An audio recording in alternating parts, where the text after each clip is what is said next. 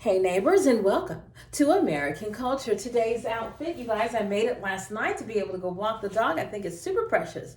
With that being said, today's episode is going to be about forgiveness.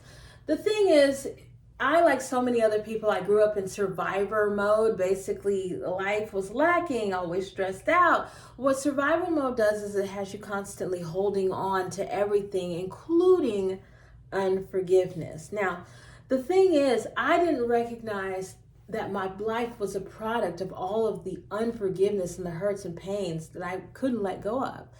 The problem with me was simple.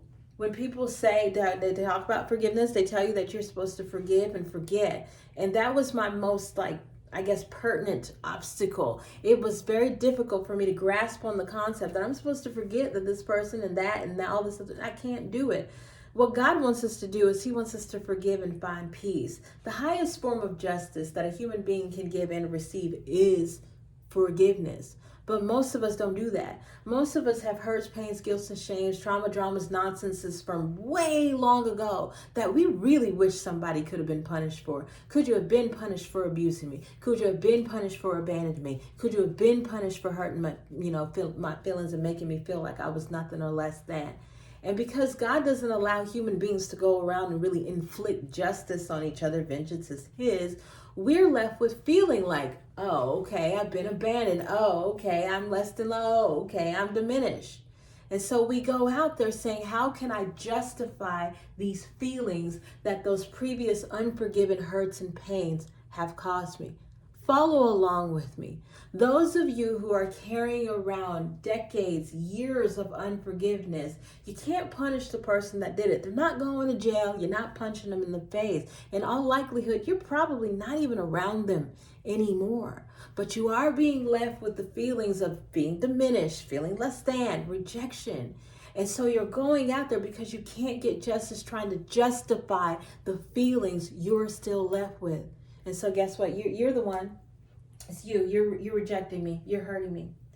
The thing is, I was right along there with you until God took me on this journey of knowing what unconditional love was, which took years in itself. I am not ashamed to say I had no idea what actual love was. Having grown up in survival mode, you thought it was linked to sacrificing and giving up. No, love is about enjoying and giving and, really just being able to inspire and live in your life. Love is not something that you have to give everything over for, at least not human love. God love is, but that's a different story for another day.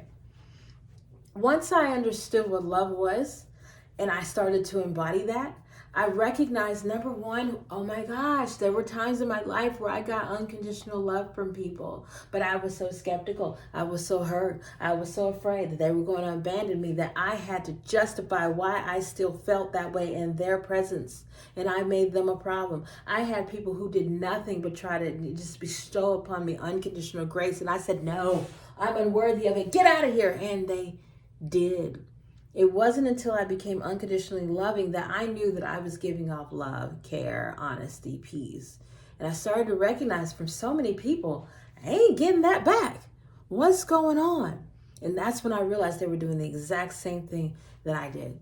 They're carrying around unforgiveness, can't get justice. Now they just need to justify why they feel bad. What helped me deal with that, you guys? Number one, reading the Bible, of course, working on the fruits of your spirit, your characteristics. But we're talking about in real time. What helps you deal with someone that you can tell, listen, I'm loving you. I'm caring for you. I'm honoring you. I'm supporting you. And you're giving me back a whole bunch of What do you do when you run into somebody that has unforgiveness in their heart? Well, you acknowledge that they're a person doing what a person who thinks like them does.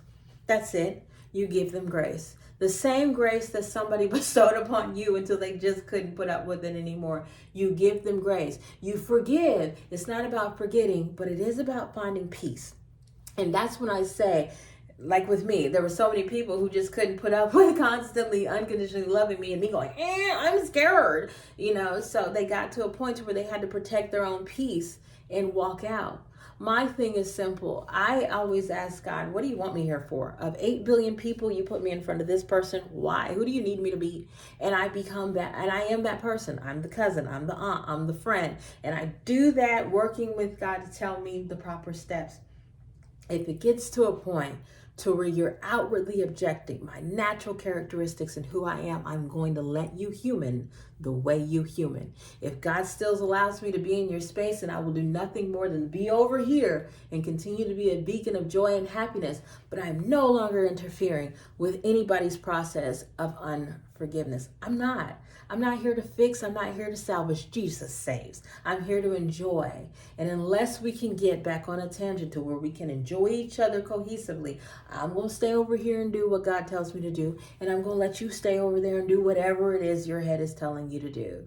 And so I've learned that I don't have to forgive and forget. I can't. I'm never going to forget. But I do have to have peace after I do forgive people. And in all likelihood, I'm still going to have to figure out how to be around you, be the best version of myself.